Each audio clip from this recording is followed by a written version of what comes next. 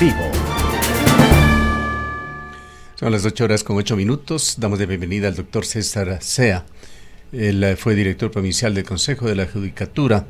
También fue defensor del pueblo desde el Consejo de la Judicatura. De hecho, estuvo en una de las instituciones hoy bajo la lupa, que ha tenido tremendos altibajos en Ecuador con cosas que hoy se conocen, pero adicionalmente hablaremos también de varias otras instituciones, pues el doctor César Sea ha sido un seguidor de los problemas carcelarios que se han presentado en los últimos años en Ecuador, que han costado la vida aproximadamente a 500 personas que se encontraban en las cárceles bajo custodia del Estado.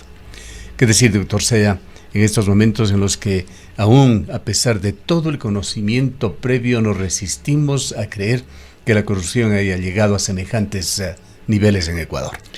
Buenos días, Gustavo. Un saludo a la licenciada Rosana y a los amigos y amigas que nos escuchan y nos ven por Antena 1. En lo personal, para mí no es una sorpresa. Esto del desastre que se viene dando ya desde hace algunos años en el sistema de rehabilitación social, hemos denunciado muchas veces porque habíamos comprobado, habíamos evidenciado una serie de irregularidades y situaciones que se daban en el sistema de rehabilitación social que lamentablemente dejaba mucho que desear y no se estaba configurando una verdadera rehabilitación. Nosotros desde hace algún tiempo, desde compañeros, activistas, hemos denunciado y hemos pedido que se encargue a personas que están debidamente capacitadas para el manejo de la rehabilitación social. Y claro, para ello nosotros proponíamos que se cree una instancia que pueda supervisar el funcionamiento del sistema de rehabilitación en los diferentes centros penitenciarios, pero nunca se nos hizo caso. Claro, no se hizo caso porque eso era una especie de contraloría a lo que venía pasando al interior de los centros de rehabilitación, y eso no les interesaba seguramente a la parte corrupta del sistema. Entiendo que debe haber personas honorables dentro del sistema de rehabilitación social, pero ya se venía denunciando incluso públicamente por algunos actores políticos. Fernando Villavicencio hablaba de que se había encargado la provisión del agua a una sola empresa, de los alimentos, del economato, etcétera, a una misma empresa y vinculadas con ciertos grupos que dejaban mucho que desear en materia de manejo ético dentro de la administración pública. Entonces, nosotros proponíamos que se haga una especie de auditoría tanto administrativa, económica y de seguridad, que es una falencia absoluta.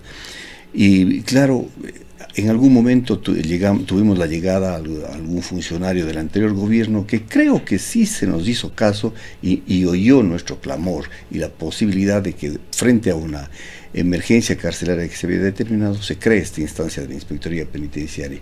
Pero lamentablemente tampoco, supongo, a él le hicieron caso porque están enquistados estos grupos que no les conviene que exista un organismo contralor, un observatorio que esté poniendo los puntos sobre las IES y determinando las falencias que se daban en el sistema, y por eso es que nunca se dio ningún cambio y las cosas continuaron.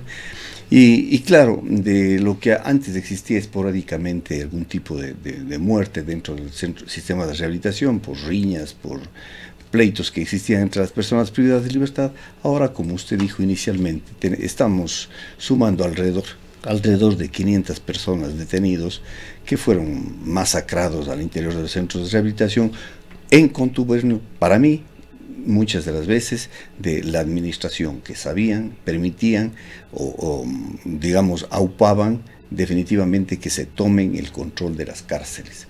Cuando nosotros escuchábamos por algunos directores que se decía que luego de los amotinamientos habían retomado el control de las cárceles, decíamos, eso es una mentira. Esa es una mentira, porque paralelamente veíamos cómo estaban dando ruedas de prensa con todo equipos de amplificación, con uniformes propios de ellos, reunidos en pabellones, manejando todo. Con piscinas aquí en la ciudad de Huanca. Con lagunas o no sé, criaderos de tilapias, con una serie de situaciones. Claro, cuando una persona, un abogado, una persona común y corriente quiere ingresar a un centro de rehabilitación, le hacen un cacheo tan minucioso, que uno no puede ingresar un centavo en los bolsillos.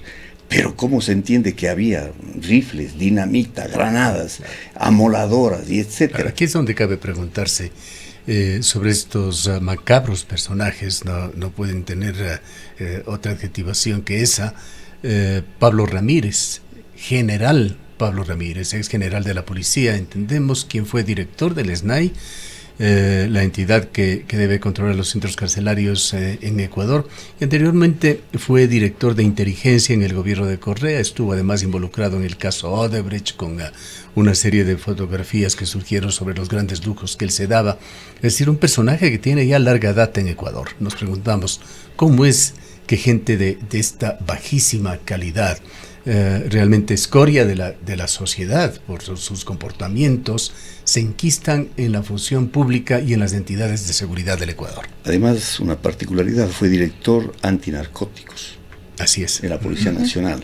O sea, él todavía no está en proceso de terminar sus responsabilidades, pero yo no creo que sea pertinente o traslado mi idea. Pues no se le puede encargar de despensero al gato, no se le puede encargar de que el cuidado del banco de sangre a un Drácula, no puede ser. O sea, lamentablemente. Hacía alusión a todo este currículum de él porque ha traspasado varios gobiernos.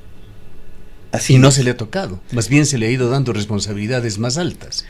Nosotros, ciudadanos comunes y corrientes desde la sociedad civil, hemos dicho, y yo personalmente, que yo más miedo le tengo a un delincuente con uniforme que al jefe de los narcos. ¿Por qué? Porque el jefe de los narcos está siendo aupado, solapado desde una institucionalidad, pues, porque son jefes de la Policía Nacional o del Ejército que están resguardando y protegiendo todos los operativos que hacen estos grupos de delincuencia organizada.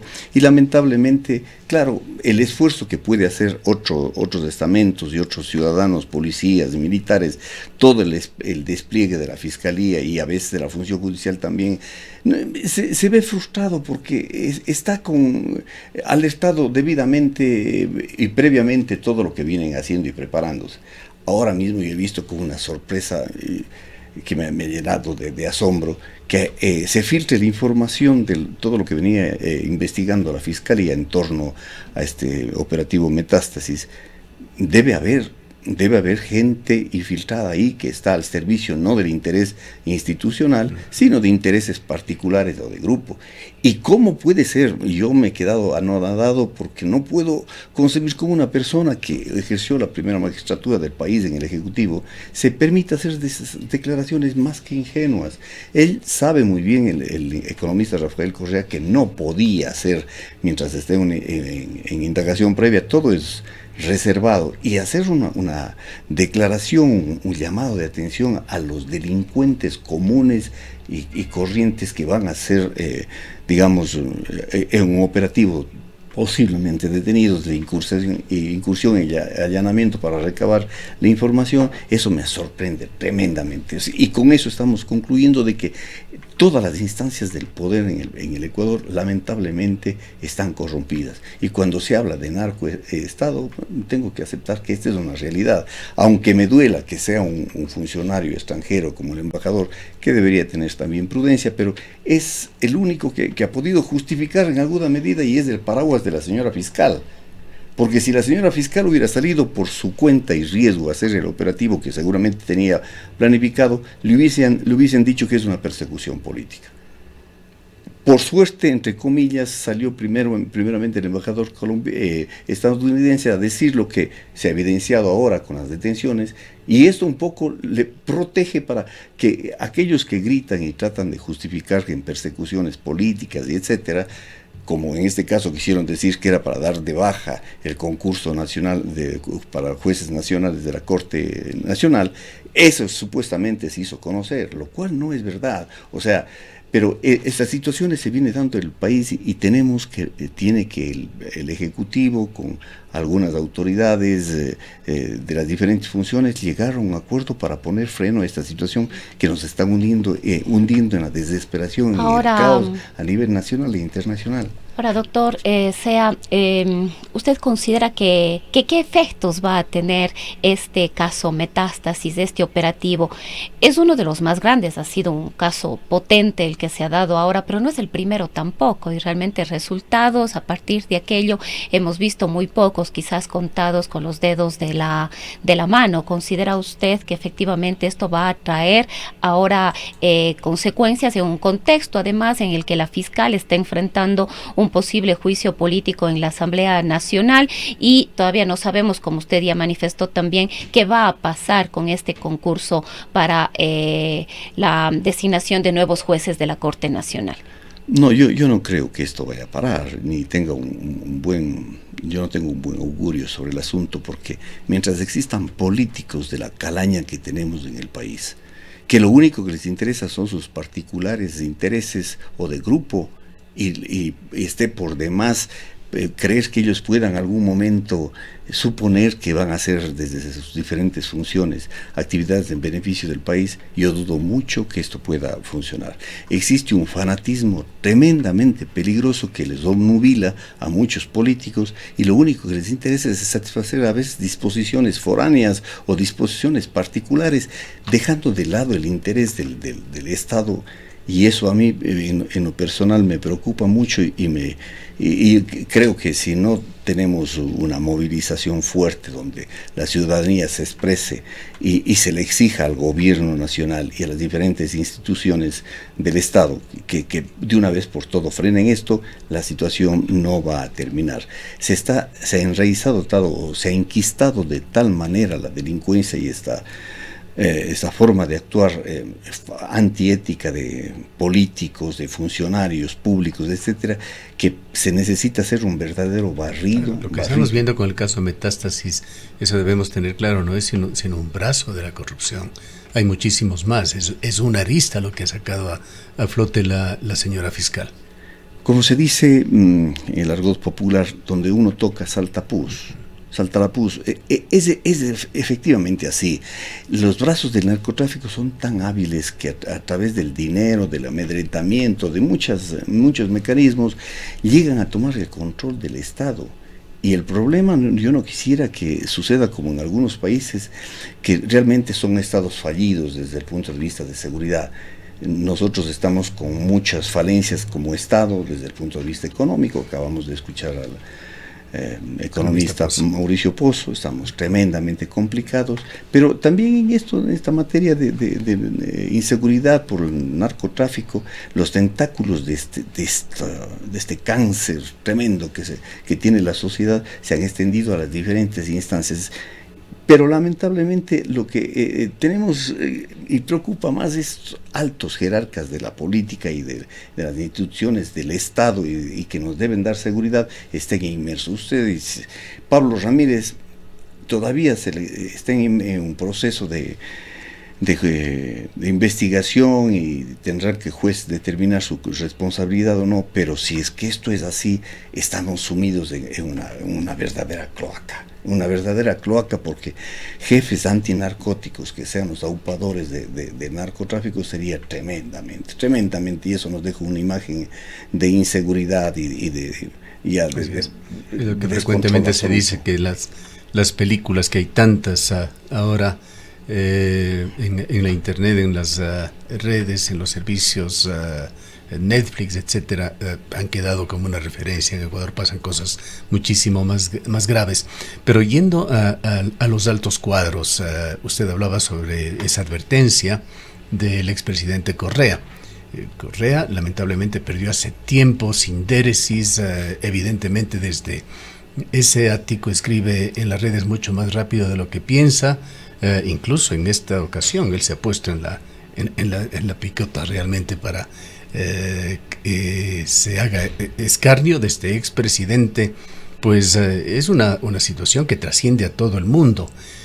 Pero más allá de esto, aunque no conocemos los vericuetos de la diplomacia, también sorprende la actuación de países amigos que mantienen relaciones con Ecuador. Bélgica, que protege al expresidente, que no ha reaccionado a pesar de Bélgica ser uno de los países más afectados por las acciones del narcotráfico desde Ecuador. Recordemos que Amberres es el puerto en el cual ingresa más cocaína desde Ecuador. Esto se ha denunciado tantas veces, sin embargo se mantiene esta dualidad de Bélgica luchando contra el narcotráfico, protegiendo a una persona que evidentemente está enredada en situaciones muy complejas de Ecuador. Y ahora México, recogiendo a cada una de las personas de ese gobierno que quiere evitar los caminos de la justicia ecuatoriana. ¿Cómo se entiende esta situación de los países? Hablando de los poderosos, de quienes tienen una alta responsabilidad en lo que está pasando. Bueno, yo comenzaría diciendo en este asunto que el señor Rafael Correa es extraordinariamente muy inteligente cuando tiene el guión claro, cuando tiene preparado su intervención y no son las vísceras las que le impulsan, es estrictamente preciso para hacer y para comunicar lo que él piensa. Pero cuando le sorprende algo y no ha tenido tiempo de digerirle suficientemente, provoca esos exabruptos.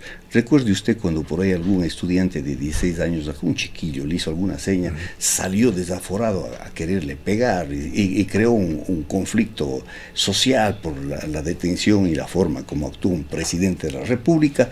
Esto, digo, es fruto de la visceralidad. Ahí es donde él se pierde. Haber hecho esta declaración, yo tengo que decir, lamento que un presidente haga, un expresidente de la República haga declaraciones de este tipo, que lo único que contribuye a decir, más bien está haciendo un flaco favor a lo que él dice combatir, la corrupción, el narcotráfico, etcétera, pero con esas declaraciones más bien, como le han calificado últimamente, le han posicionado como el campanero mayor, ¿no es cierto? Ahora, Bélgica, espero que tampoco esté este país ya con los tentáculos del narcotráfico tomados en altos niveles, porque sería lo último que faltaría. Tremendo.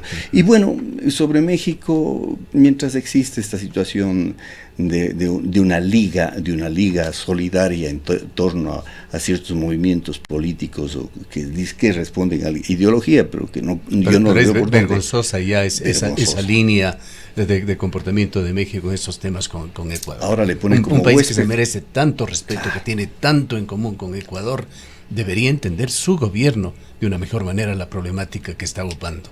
Hasta entendería que un gobierno pueda dar asilo a una persona que está en un proceso de investigación, porque podría decirse está un poco como perseguido político, pero aquí el señor Jorge Glass es una persona que está sentenciado y está cumpliendo una pena, porque todavía él no está libre del cumplimiento de la pena. Y seguramente por esta alerta que le dieron desde el exterior, también tomó la decisión de refugiarse para no regresar a donde él debe estar. Él debe estar cumpliendo una sanción que le impuso el sistema judicial. Y claro, ahí es lo mucho más lamentable, como usted dice, que el gobierno mexicano, porque no creo que sea el pueblo mexicano, es el gobierno mexicano que a veces con sus dislates que tiene a intervenir el señor Pérez Obrador, está solapando estas situaciones. A propósito de esto, hay declaraciones recientes de la Fiscal General del Estado, me parece que las ha hecho en Teleamazonas, que habla de que a Glass no se le ha emitido una orden de prisión, que solamente se le requiere para que comparezca y rinda su versión sobre el caso en investigación. Son dos casos en realidad que están abiertos, esto de su ex secretaria y el otro caso de la reconstrucción de Manabí. Esto ha aclarado la fiscal, y también han señalado que han pasado casi 120 días sin que, tras ella haber solicitado una audiencia para formulación de cargos, sin que esto se permita a través de los mecanismos de justicia. Señala que esta es justamente otra demostración de esa corrupción que existe en la función jurisdiccional. Sí, corrupción, y además creo que se han contratado a especialistas, abogados, que saben manejar y saben cómo hacer estas situaciones para dilatar, para crear incidentes, etcétera. Y claro, lo lamentable es verles que son los mismos abogados que a veces están defendiendo lo indefendible. Toda persona tiene derecho a ser defendida, y esa es la obligación también de un abogado, defender. Pero lo que sí sorprende es que estén siempre inmersos en este mismo círculo, grupos de abogados, y que algunos de los abogados, entiendo, haya sido muerto, otros están procesados o investigados, por este contubernio que podrían haber, porque si es que hay acuerdos más allá de lo técnico, esto ya pasa a ser delictivo. El derecho de cada abogado es hacer su ejercicio libre, pero si es que existe contubernio para solapar o para que estas situaciones vayan más allá de lo lógico, digamos de lo lógico y técnico, yo creo que ahí el ejercicio profesional también deja mucho que desear. Ahora, doctor Sea, hemos hablado quizás de los gobiernos, pero también qué deberíamos esperar de las organizaciones internacionales como la CID. El abogado de Wilman Terán, se me escapa este momento el nombre, uno de los abogados, me parece que el abogado Durazno dijo que presentará una medida cautelar precisamente ante la Comisión Interamericana de los Derechos Humanos respecto de la detención de Wilman Terán. Bueno, estas instancias, la Comisión Interamericana, que alguna vez por varias veces repudiada por el gobierno del economista Rafael Correa, que realmente tuvo desencuentros manifiestos a nivel internacional con la Comisión, ahora se recurre por esta línea, ¿no es cierto?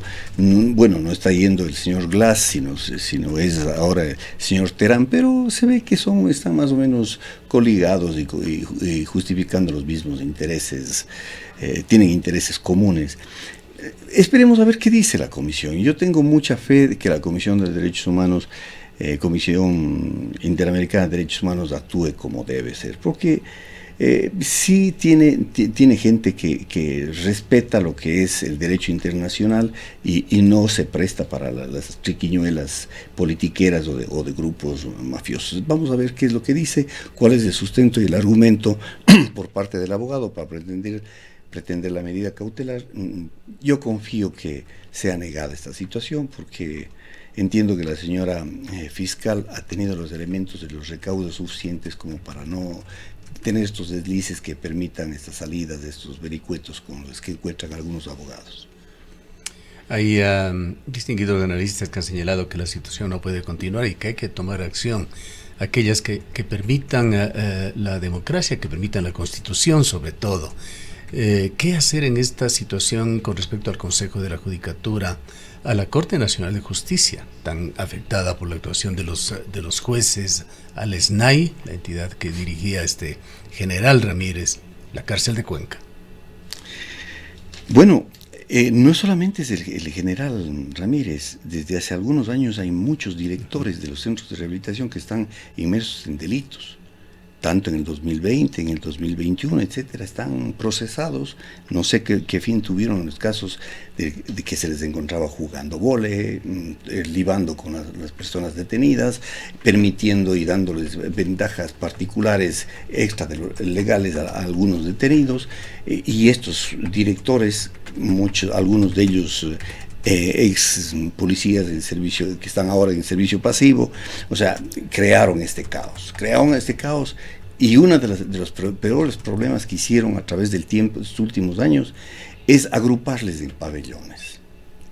Antes estaban mezclados, ingeniero. Yo tuve la posibilidad de evidenciar en Turi, estaban mezclados. Y entre ellos se cuidaban de que no existe una supremacía en cuestión de fuerzas ni de armas.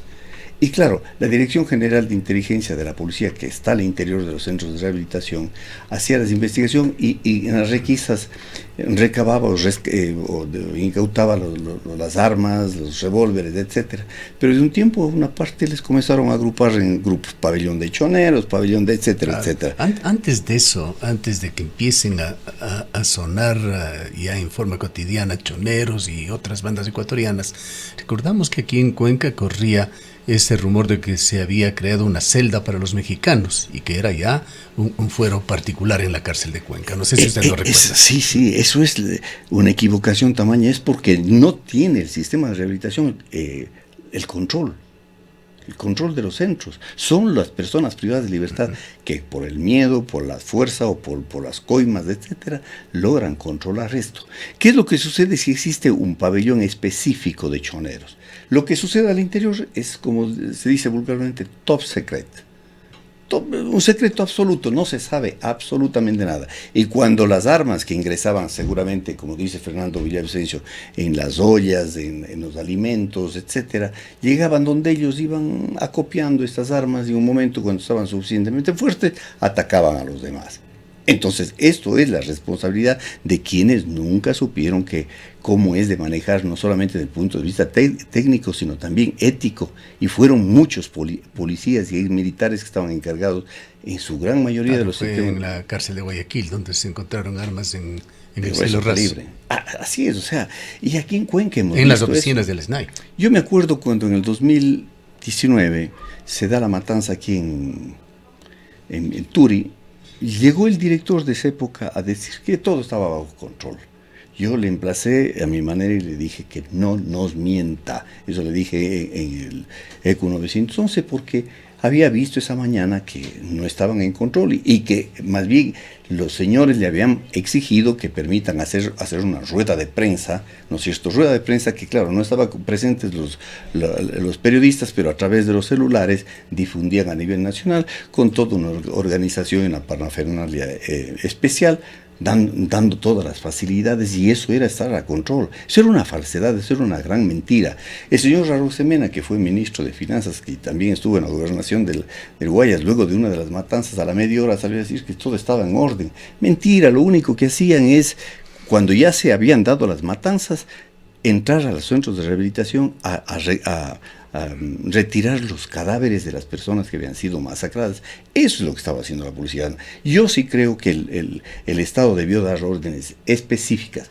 Tomen el control y hacer la intervención debidamente canalizada y constitucionalmente canalizada para que ingrese también personal de apoyo o por lo menos esté presente las Fuerzas Armadas y haga un operativo tal que desmantelen todo este entramado y estas caletas que ellos tienen donde esconden desde armas, desde gases hasta rifles y dinamita y etcétera. Ellos tenían que tomar el control definitivamente, pero está totalmente abierto ahí. Queda pendiente meditar, por lo menos pues a otras personas les toca tomar las decisiones sobre qué hacer en esta coyuntura del momento, sobre todas estas entidades involucradas en la investigación, metástasis con funcionarios corruptos. ¿Qué hacer para que se den correctivos inmediatos? No pueden seguir en la misma línea. Quiero contarle una anécdota. Cuando del activismo de derechos humanos, la doctora Elizabeth Campaña nos pidió que le acompañemos. La antigua directora de la cárcel. Era directora de la cárcel, me pidió que le acompañe a hablar con el coronel que estaba aquí en el comando, para que pueda cumplir una orden que le venía de la Dirección Nacional de Rehabilitación Social en esa época, para dar el traslado a uno que había estado ya con la orden que venía de Quito. El coronel dijo: ¿y por qué no le ha trasladado? Porque no hay la colaboración de la policía. Ese momento le digo: capitán, usted me rinde cuentas mañana, pero le lleva inmediatamente, como esté, le dé el traslado. Yo las pocas horas de eso me enteré, hubo una llamada que le amenazaban que le iban a matar a la directora. Le iban a matar porque suponían que ella era la persona que había le había dado el traslado. Yo le dije... De eso estamos hablando de hace varios años. Sí, pero vea, pero a lo que quiero llegar es de esto, que cuando... Yo le dije que eso no es a la señora, que estaba también detenida en otro centro, que le amenazaba a la doctora Elizabeth Campaña. Cuando yo le dije que eso no es disposición de la doctora, sino eso viene de la Dirección Nacional, ¿sabe qué respuesta tuve? Me dice: eso no puede ser, porque el hermano del trasladado, el hermano del preso, él tiene todos los contactos en la Dirección Nacional de Rehabilitación y no había ninguna orden. Yo me quedé totalmente asustado. O sea, tenían desde esa época, desde la Dirección Nacional de Rehabilitación, controlado al todo lo que es la rehabilitación social. Y el SNAI ahora, con estos altos jerarcas que se han prestado para en contubernio seguir permitiendo los desbarajustes que se han dado al interior, está en peor crisis. Por eso yo creo que el señor presidente debería tomar decisiones drásticas de hacer una depuración total de eso. Ahí está radicando de la dirección, desde los centros de rehabilitación social, se salen todas las disposiciones y las estrategias para crear el caos y que la delincuencia ya se haya fomentado. Y hay muchas de justificaciones para considerar algún tipo de estado de excepción donde pueda hacer uso extraordinario de su poder el presidente de la República. Y crear la instancia que le supervise al sistema de rehabilitación social. Yo cuando le dije a un inicio que me había contactado con alguien, un ministro, y le decía la necesidad de crear esta instancia, claro, no iban a dar paso.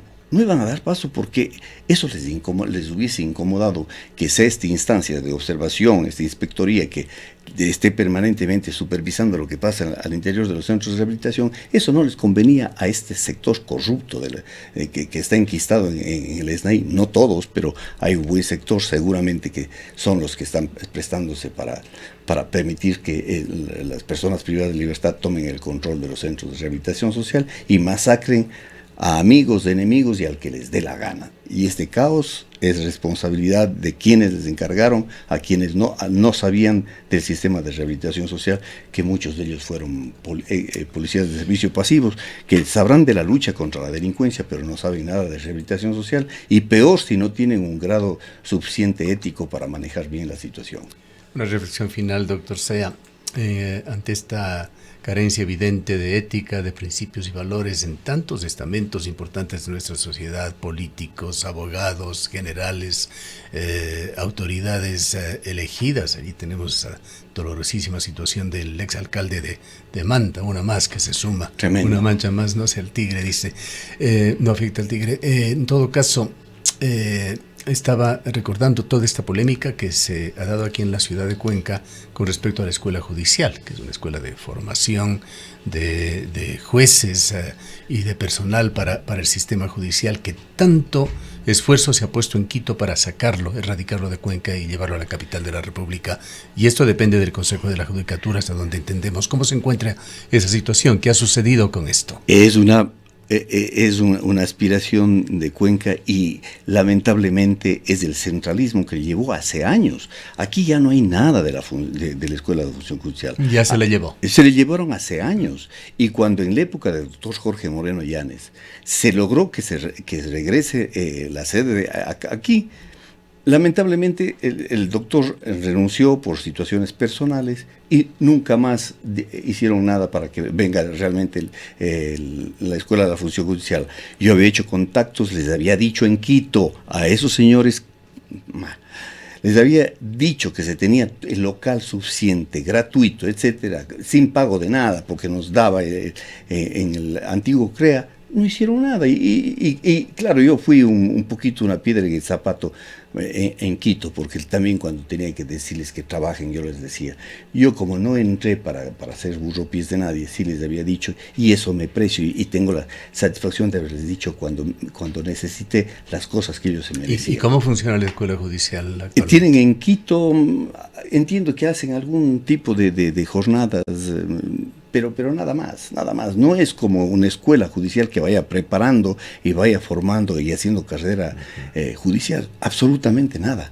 Lo que están, la función, digamos la Escuela de Función Judicial, empeñada más bien en dar algunos cursos, preparar algunos seminarios para los funcionarios públicos, para los abogados, para los servidores judiciales y nada más. No sirve para nada, ¿no? Para lo que fue creada, absolutamente es un fracaso. Y el fracaso porque está en el centralismo, ya están cómodos la burocracia quiteña y claro, nos retiraron de acá de Cuenca, que aquí sí creo que hacemos un poquito mejor y con poco más de ética cuando se nos encomienda alguna tarea. Realmente una situación muy difícil, una más para Ecuador. Queremos agradecerle por su presencia, doctor Sea. Gracias, Gustavo, y un saludo a los amigos y amigas. Doctor César Sea fue director provincial del Consejo de la Judicatura y también defensor del pueblo. Son las 8.